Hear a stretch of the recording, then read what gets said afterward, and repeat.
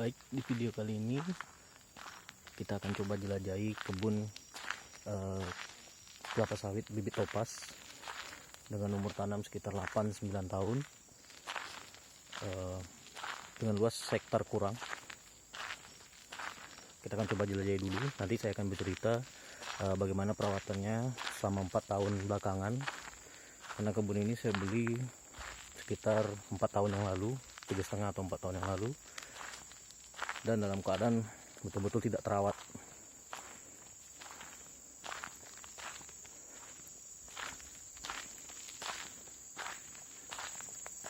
Ini kita review dulu dari luarnya.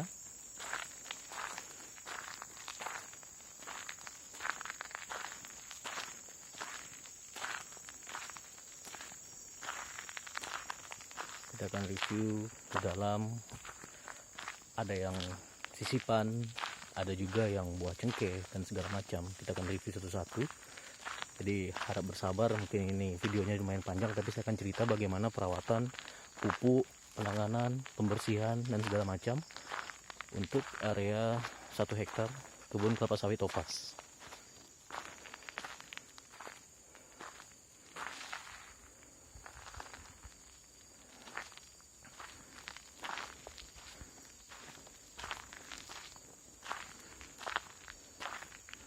Jadi pada mulanya saya membeli kebun ini sekitar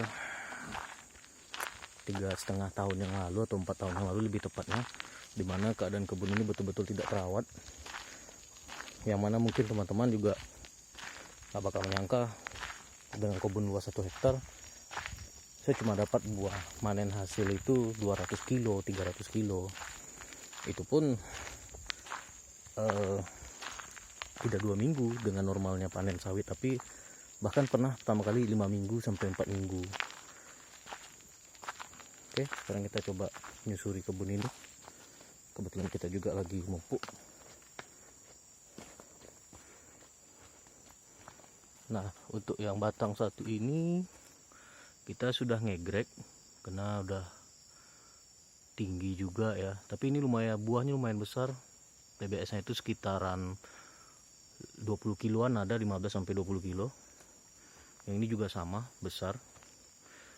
Nah, yang itu di sebelahnya itu, nah itu yang tidak terawat itu buah cengkeh, jadi tidak dirawat, mungkin akan ditumbang. Kita coba review dari sudut sebelah sana. Kita akan telusuri dulu. Jadi sembari kita menyusuri, saya akan bercerita bagaimana perawatannya semuanya. Mungkin teman-teman para petani yang juga bermain di bidang perkebunan kelapa sawit bisa menjadi gambaran, atau kita saling sharing juga bisa. Ini buahnya. Nah, itu bibit kelapa sawit topaz. Nah, ini itu buahnya. Kita akan telusuri semua. Jadi mungkin ini video durasi yang sangat panjang, tapi ya saya akan sharing bagaimana perawatan segala macam, dan saya sudah mencoba berbagai macam perawatan, berbagai macam pola yang sudah saya jalani, saya coba dengan hasil yang berbeda-beda pula tentunya.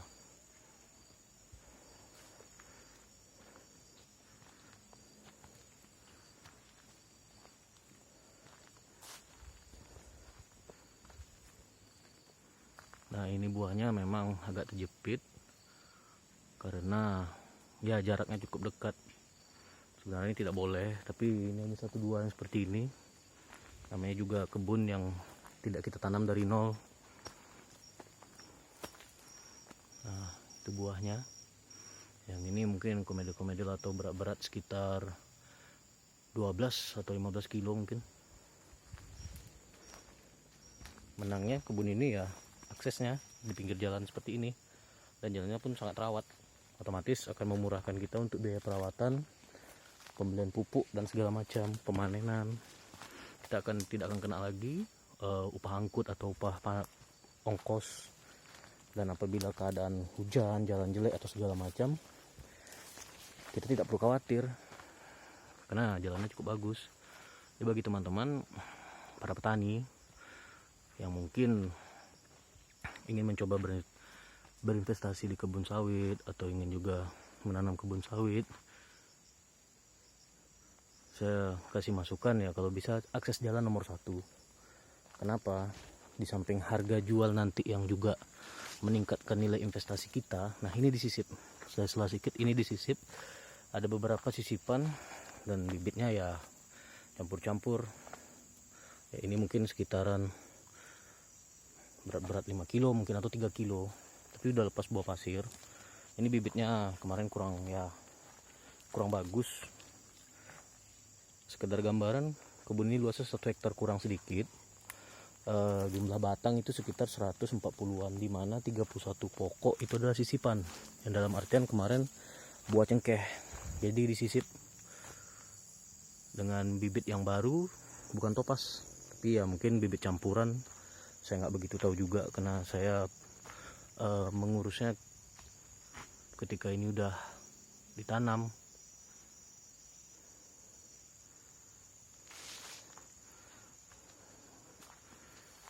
Nah ini udah umur 8 tahun topas, umur 8 tahun topas.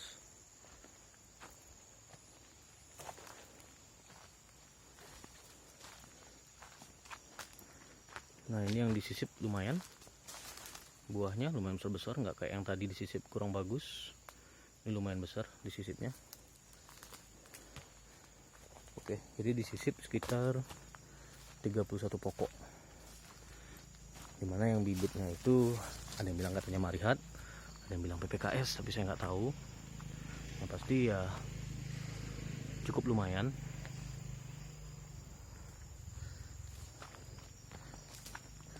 Jadi untuk sharing buat teman-teman yang mungkin membeli kebun sawit yang udah ditanam ya, bukan kita yang membuka lahan atau lahan keliling, kita yang membeli bibit atau segala macam, disarankan dipastikan dulu bibitnya betul-betul yang unggul, supaya kita tidak repot nantinya, hanya capek merawat tapi hasil tidak maksimal.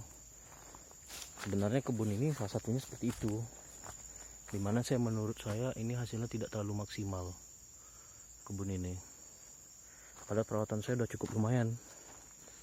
Nah ini yang sisip, satu di antara 31 pokok. Kita lihat buahnya, lumayan. Nah ini buah nggak jadi, buahnya busuk.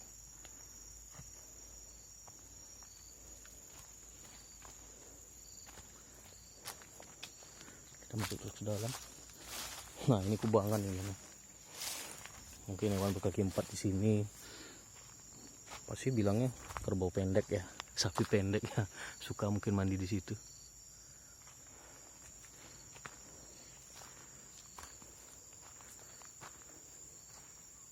Wah,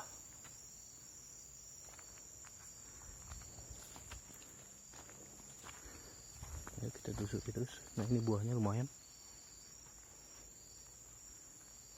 Ini lumayan besar, mungkin estimasi berat 10 kilo. Nah ini agak terjepit buahnya, nanti kita kasih pupuk korn kali atau yang lebih tepatnya yang mengandung boron atau boraks, itu nanti pelepahnya akan turun sehingga buahnya bisa maksimal besarnya.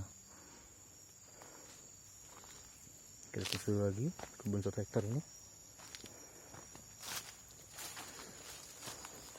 Oh ya, jadi waktu saya baru beli itu keadaannya sangat mengenaskan. Cerita dari pemilik sebelumnya, kebun ini tidak pernah dipupuk sama sekali, cuma hanya sekali dikasih kita bilangnya pupuk kandang yang berupa kotoran ayam. Cuma itu dikasih selama 5 tahun perawatan. Jadi waktu saya beralih ke saya, ini kebun sekitaran umur 5 tahun tanam, tapi ya hasilnya nggak terlalu maksimal. Ini juga kebunnya belum di pruning ya sebagian, atau ditunas di sini. Nah kita telusuri terus kebunnya. Nah ini juga yang disisip udah besar, waktu kecil dulu Yang pohon ini diserang hama kumbang dengan ciri-ciri pelepahnya busuk terus, tapi tidak tahu kenapa. Tapi akhirnya sehat sendiri. Buahnya lumayan walaupun nggak terlalu banyak. Nah seperti ini bisa dikatakan kemarin hanya buah ditanam sebagai sepadan, karena kemarin di situ hutan dan sekarang udah dibuka mau dibuat perkebunan durian. Makanya yang ini sudah berkembang. Yang ini buah sisipan, ya umur 4 tahun 5 tahun nih, lumayan juga buahnya, cukup besar-besar juga buahnya. Ini nanti yang di pinggir-pinggir, nah seperti ini akan saya tumbang, akan saya sisip dengan bibit baru, biar kebunnya 1 hektar ini hasilnya bisa maksimal. Ini agak kering karena sudah 3 minggu 4 minggu tidak ada hujan sama sekali. Bisa dilihat kering, tanahnya cukup kering. Tapi untuk pemupukan bisa. Nah sekarang lagi pemupukan, dipilih waktu sore hari. Kenapa? Biar tidak terlalu menguap. Dan kita akan mengharapkan dinginnya malam serta embun pagi yang bisa melarutkan pupuknya. Kebetulan pupuk yang akan diberikan ini pupuk yang cepat larut, hanya dengan embun pagi atau embun biasa saja dia bisa larut. Ini buah sisipan. Nah itu sepertinya buah sisipannya lumayan banyak ya. Kita lihat. Wah lumayan besar buah sisipannya. Nah bisa lihat sendiri teman-teman, buahnya keliling padat. Nah ini, dan besar-besar ya, anggaran 10 kiloan ada. Nah ini teman-teman bisa lihat sendiri. Ini kalau nggak salah saya bibitnya marihat ya, marihat bener. Ini umur tanam sekitar 4 tahun 5 tahun. Wah lumayan buahnya keliling ini, bisa lihat sendiri kan. Nah ini lumayan besar, berat 8 kilo mungkin ada. Unggul ini berarti bibitnya yang sebelah sini.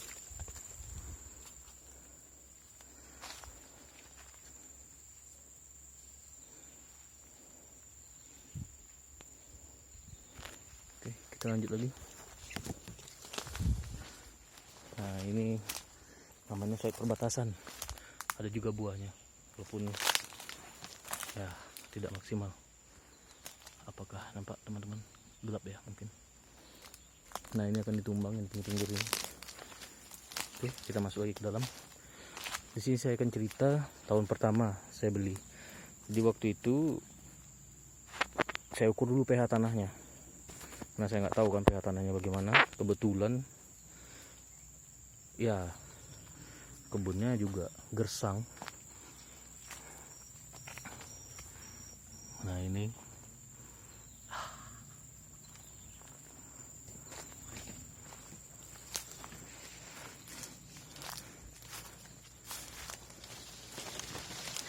ada rambu lagi mupuk, mentang-mentang panas nggak mau pakai baju.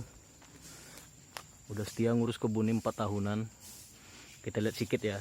Nah itu rambunya, Dedi Stelon namanya. Kita jalan lagi, kita susuri lagi. Wah ini juga tinggi, buahnya juga lumayan besar. Udah diegrek ya kalau di sini istilahnya, karena udah tinggi. Ini yang buah sisip.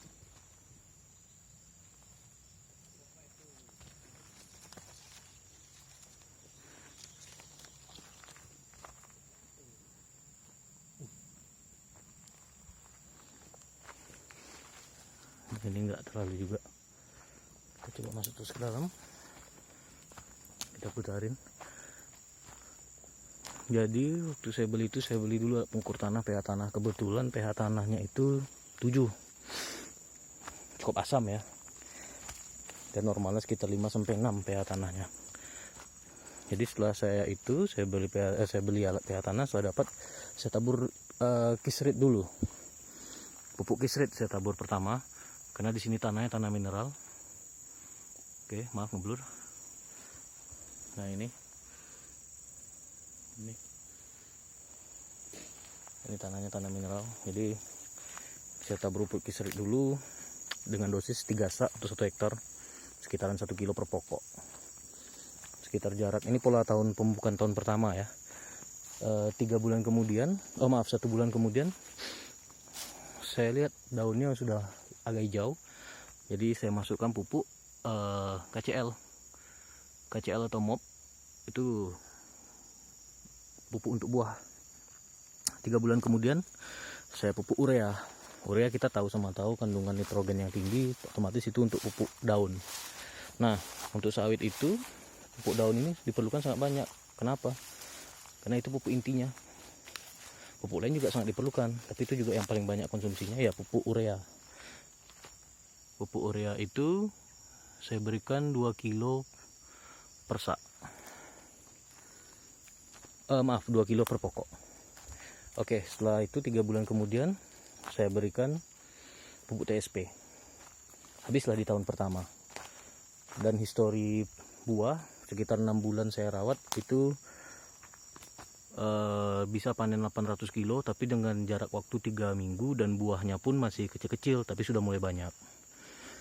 Masuk tahun kedua, saya coba yang katanya petani biar sedikit tapi sering. Saya coba pemupukan itu 1,5 bulan, interval 1,5 bulan. Di tahun kedua saya coba kasih pupuk dolomit dengan dosis 2 kilo per pokok. Nah ini seperti ini, buahnya lagi banyak nggak keluar, banyak nggak jadi, tapi biasanya buahnya banyak yang ini. Nah saya kasih jarak kiserit dulu. Setelah kiserit jarak 1 bulan saya kasih KCL dengan dosis 1 kilo. Saya buat 2 semester. Jarak 1,5 bulan kemudian saya kasih KCL, TSP. Nanti pemupukannya rotasinya berulang lagi. Di bulan ke-7, ke-8 kita ngulang lagi, tipe tidak saya berikan pupuk dolomit lagi, karena dolomit hanya sekali pemberian, sekali aplikasi per tahun.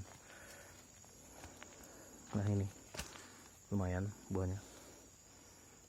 Nah itu. Nah jadi dengan hasil pola pemupukan seperti itu, yang dengan dosis yang di total setahun itu sama, tapi rutin, itu saya dapat panen di per 2 minggu itu rata-rata di 700 kiloan. Dan dia lebih stabil dalam artian ketika trek atau musim buah sedikit, dia buahnya tetap nggak berbeda jauh. Misalnya seharusnya truknya sampai setengah, dia cuma turun sekitar 10 atau 20%. Seandainya biasanya 700 kilo, paling turun jadi 600 kilo. Nah pada tahun ketiga saya coba campur pemupukannya itu. Jadi saya beli pupuk urea, saya beli pupuk KCL, saya beli pupuk TSP non subsidi. Itu dengan terpal saya campur dengan dosis 2 kilo urea, 2 kilo KCL, 1 kilo TSP. Dimana kita tahu urea untuk pupuk daun, KCL atau MOP untuk pupuk buah, dan TSP untuk pupuk batang. Dan saya selingi lagi dengan kiserit Jerman ya. Kiserit Jerman itu dengan dosis 1 kilo setahun per pokok. Saya berikan itu dulu di awal tahun. Setelah itu saya jarak sebulan udah itu dicampur pupuk urea, KCL, TSP. Ya kita buat NPK ala kita sendiri, ditabur per 3 bulan. Jadi dengan dosis per aplikasinya sekali penaburan itu dengan dosis 2 sak urea, 2 sak KCL, 1 sak TSP, yang kita berikan 3 kali dalam setahun. Nah dengan pola seperti ini saya rata-rata kan malah menurun itu mungkin dikarenakan ketika saat pemupukan tidak musim hujan atau agak kering dengan curah hujan rendah, sehingga penyerapannya tidak maksimal. Nah karena penyerapan tidak maksimal sehingga hasil pun tidak maksimal. Nah akhirnya saya lanjut lagi di tahun berikutnya, tahun keempat itu di tahun keempat itu saya coba kasih corn kali, pupuk corn kali B plus itu mengandung boron. Waktu saya berikan, ada di video-video saya sebelumnya, ada corn kali B plus. Itu ketika diberikan pelepahnya lunak, dalam artian tekulai, ini seperti ini tekulai. Nah, ini agak kurang sih memang, nanti mau diberikan pupuk corn kali tahun ini. Terkulai dan buahnya otomatis besar-besar. Pada masa itu setelah 3 bulan pengaplikasian, saya sempat panen itu hampir seton kurang sedikit saja. Cukup, tapi tidak begitu berlangsung lama. Akhirnya saya putuskan untuk mencoba pupuk NPK. Sama seperti di video saya sebelumnya juga, saya coba review NPK pilar itu. Yang NPK boron itu saya gunakan untuk yang masih tanaman belum menghasilkan, masih kecil. Nah, ketika saya aplikasikan, nah ini kita udah jalan hampir 4 bulan 5 bulan ya kita aplikasikan. Ceritanya Mas Dedi Stelon yang tadi, yang lagi mupuk, yang ngurus kebun saya juga, itu bilang lumayan, hasilnya udah lumayan agak besar-besar. Ini kayak sekarang ini kita tadi dapat hasil panen sekitar 835 kilo. Padahal ini lagi kering loh, udah 3 minggu nggak hujan, trek lah kayak gini. Apalagi keadaan di sini, di Riau ini, sawit lagi bagus-bagusnya ya. Kebetulan saya dapat di harga petani 1870 karena saya melalui toke, tidak melalui pabrik karena buah saya belum banyak. Nah, itu cukup lumayan, tertutupi lah untuk biaya perawatan dia dan untuk keuntungan kita juga. Cukup lumayan lah untuk petani. Dan rencananya tahun ini saya akan buat pola. Ini saya udah mulai tadi memberikan NPK pilar, pupuk NPK pilar. Mungkin di sekitar bulan 6 atau bulan 7 saya akan berikan pupuk corn kali. NPK pilar itu dosisnya saya berikan 5 kilo 5 sak per 1 hektar. Itu rata-rata dapat sekitar 2 kilo per pokok.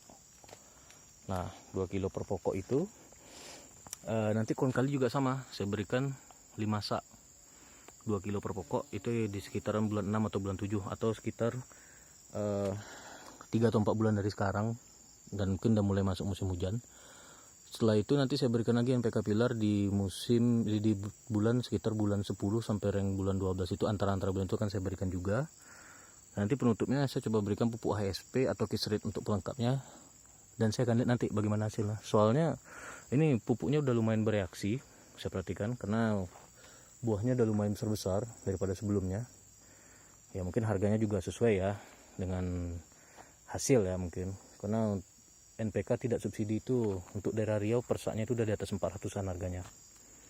Kalau yang subsidi seperti Ponska itu mungkin masih dapat di harga 180 atau 150 atau 200 di tingkat petani.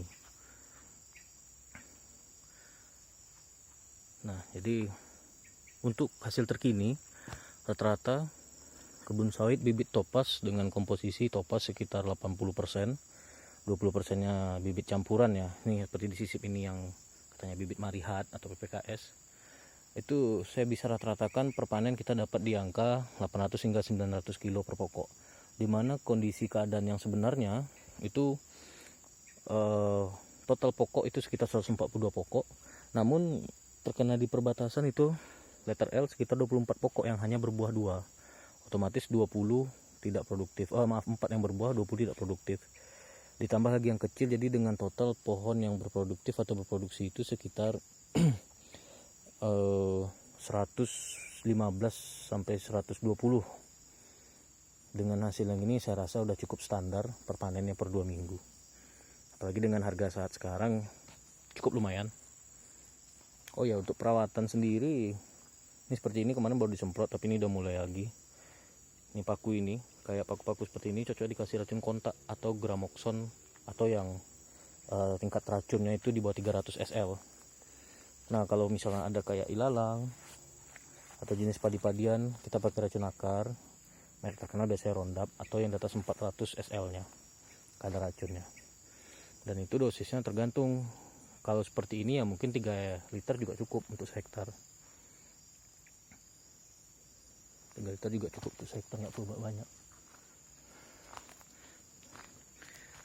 Oke, mungkin itu videonya panjang lebar, saya sharing cerita, mana tahu bisa jadi masukan juga untuk teman-teman yang ingin mencoba